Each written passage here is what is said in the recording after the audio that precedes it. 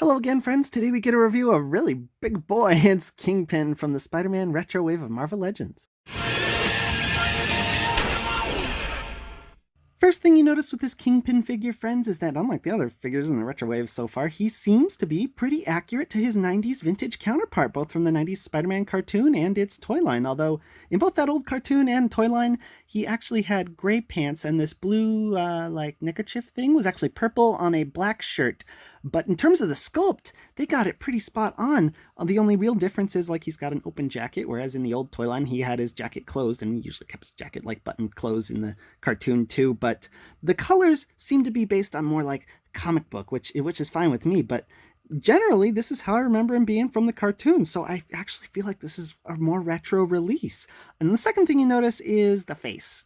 Let's grab him here, and this is the face he comes packaged wearing, and I don't think of it as the standard Kingpin look, because first of all, Kingpin fights Spider-Man and he fights Daredevil, and who is going to cut up his face like this?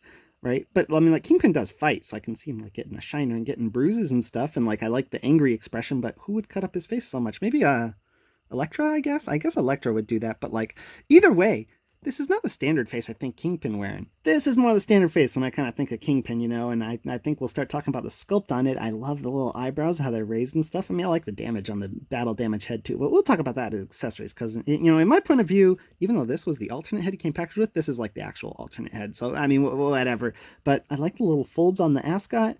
I like that the jacket is rubber, and I like his big belly, but it doesn't make him look fat, because that's the thing with Kingpin. The cartoon and the comics, he's always giant, and he's kind of fat, but he's not fat oh, I'm a big fat guy and I eat a lot of stuff and I've got a belly. No, he's husky, but he's giant and buff underneath what little husky's got, and so it's a giant man frame kind of thing going on. Anyways, we got folds sculpted in the jacket, little seam lines in the jacket, because of course this is a suit jacket kind of thing he got made, and it's really soft in the back, and the sculpt of the wrinkles in the back is really subtle. On the pants, pretty good. And then weird thing on the shoes is they have all these little lines in them, which I thought was weird at first, but then I realized these are alligator skin shoes or something, which is something totally Kingpin would wear. It's ethically questionable, but really fancy, really rich guy kind of shoes made of some kind of exotic animal skin. Probably an endangered species or something that's in the fictional Marvel universe that he, just callously said, I want a pair of shoes for those. Buttons are sculpted on the jacket and on a little shirt in there, and even on the ascot thing, which I guess is a little odd. What is this? This is a scarf, I think. I'm not sure, but why does it have a button like that? That I'm not too sure about. Either way, though, sculpt is pretty good. It's pretty much what I think of when I think of Kingpin. It looks how it's supposed to look. If we start talking about paint, there's not much.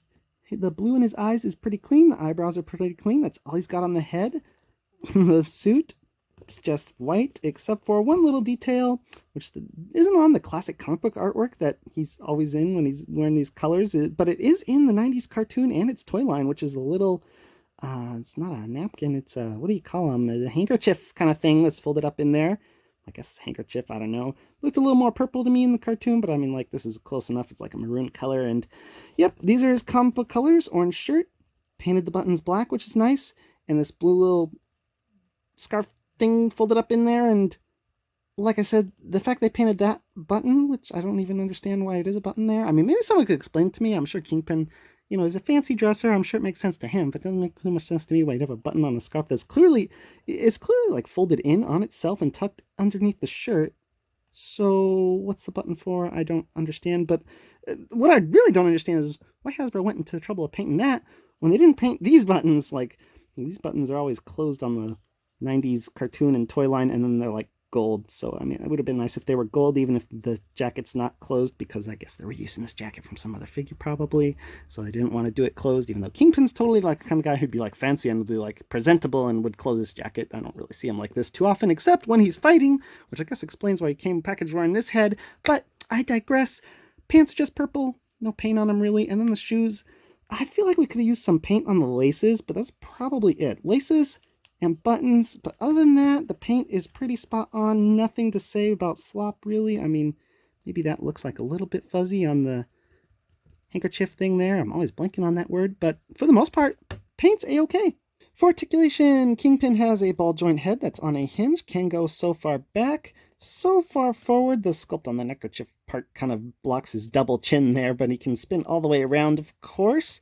Then he has hinge and swivel shoulders, get pretty much above 90. Jacket doesn't get in the way, and they go all the way around. There's nothing at the bicep, and it's a single hinge at the elbow, which is a bit disappointing, but I kind of understand with how thick his arms are that double joints kind of wouldn't work so well here. But it also swivels, so that's nice. I wish it got a little bit higher, like seems to like barely make 90, I guess. Then he's got hinge and swivel wrists, of course. Moving that jacket out, we can see he's got a diaphragm joint. It doesn't really go too far forward or too far back. It just swivels all the way around, which is good because he's got no waist joint in there, which I kind of feel like you should have just sculpted the bottom of the shirt as a separate piece and hidden the joint in between the pants and the shirt there, but I mean, whatever, this is good enough. Hips are on ball joints. He can go so far out. Don't really try and push him further because legs might just pop off, because I know this was a Build-A-Figure piece and that they're just reissuing and they're meant to like pop apart pretty easily. Well, they also go so far forward. Same rule applies. Don't apply too much force. And a little bit backwards even, which is pretty good. Cuts at the thighs, let him swivel all the way around, and single hinge and swivel knees.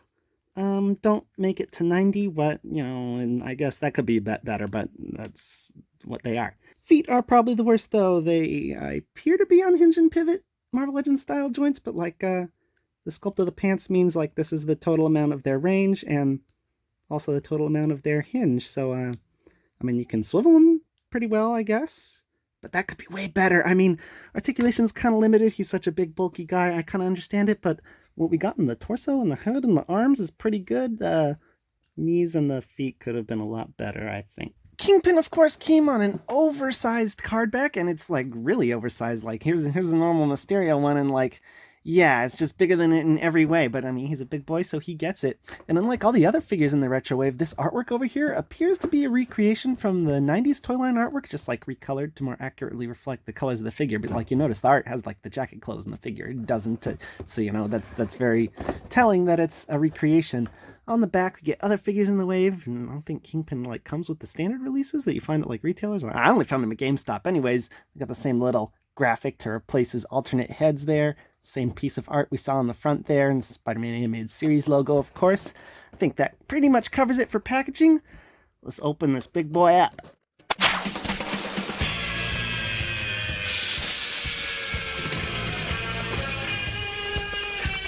Well, that took some effort anyway. Background for the card is pretty much the same as all the other figures in the wave. And even though Kingpin's so big, I'm willing to bet he just pops on out like all the other figures in the wave, too. Oh, wow, look at that crosshatch pattern I saw with those Venom figures, I guess. Oh, wow, he does not want to come. He is just too hefty. Okay, he finally came. Wow. Some seriously cool packaging. It is giant, just like Kingpin. Won't even fit in the frame unless I hold the card way back there. I mean, pretty cool. Hasbro, not very collector-friendly, because where are you going to put it? But still really, really cool. For accessories, Kingpin comes with his cane, which is brown there, gold there, and then it's actually like a translucent plasticky piece up there, which actually looks really good because it was always like crystal in the cartoon and the comics and stuff. I remember he had that, and he can only hold it in his right hand. He can kind of hold it like that, which is not like he's 100% gripping it. It's like he's gripping it with 2 fingers, but his fingers are like sausages, so they're more than enough than, compared to most people who'd have to grip it with all their fingers. And then he can also kind of hold it like so, although it doesn't, really stick in there because it doesn't like fully pop in, but you can tell it's like that's the intent. And like, of course, if you get it on the ground just right, haha! Get on the ground just right, he can lean on it like it's an actual cane, which is very cool. Then next thing he comes with, of course, was the alternate head we saw earlier, even though this was the standard head he was wearing and this was the alternate head. Sculpt on it's great. I like the angry expression. I think the paneling is great. I like the bruised eye, but like I said before, who's he fighting that's cutting him up so much? I mean, I really like the detail of the vein popping out in his head, but I mean, I guess he's fighting Elektra. Big issue with the alternate head is, first of all, he kind of comes packaged wearing the wrong one, I think. But second of all, try and swap the heads out, and this happens. So his whole neck pops out, and it's not supposed to be that way because the alternate head doesn't come with a neck piece. So, I mean, the heads pop on and off easy enough, except for the fact that they take the entire neck with them, and I guess you're going to need some super glue to put that piece on in there so it doesn't look horrible. Still, I quite like the alternate heads. It's pretty impressive. I was like open mouth. It's even like sculpted on the inside. There's the tongue in there. It's really cool. I think the one accessory he probably could have come with, though, that would have been way cooler than an alternate head, but not cooler than the cane. The cane's like the #1 accessory. But the one accessory he should have had is probably like a cigar, because he's like always smoking cigars in the comic books. That would have been pretty awesome, but I can understand why it's like a toy targeted at kids. They can't give us something like that. But I think the accessories are pretty good. Could have been executed a bit better with the head thing there. Like, I mean, just in general, like, why is the leg popping off? Why is the whole neck popping off? That ain't good, Hasbro. Like, get some glue in the factory. Scale time. Now, of course, Kingpin is famous for being a big boy, and his figure reflects that. He stands at just a smidge over 7.5 inches or 19 centimeters tall, which lets him tower over most 6-inch superhero figures like DCUC Batman and Marvel Legends Pizza Spidey over there. And of course I gotta compare him with Daredevil too, because he's famous for fighting him too. Still, probably the coolest thing about getting a Kingpin figure is it lets you complete his own team of supervillains, the Insidious Six from the Spider-Man cartoon. That was so cool back in the day. They couldn't quite do the Sinister Six, but the Insidious Six, of which Kingpin's the leader, so I guess he's kind of a member, right? So do I ultimately recommend the new Retro Collection Kingpin figure, friends? Well, if you got a little bit of super glue to put that neck on that body, then heck yes I do! Because my only real criticism, other than that one, obviously, is that the articulation's pretty weak below the hips. But the sculpt and the paint, every criticism I had for those is really minor in the overall scheme of things. They're really good overall. I like the accessories it came with. Would have been cool to get a cigar. And really, how often do we get this awesome giant build-to-size figure released by itself? You're really getting a lot of bang for your buck with this guy. I mean, he costs a bit more than the regular Marvel Legends, so I guess that explains that. But he's still awesome, and I totally recommend him. So until next time, peace out, YouTube.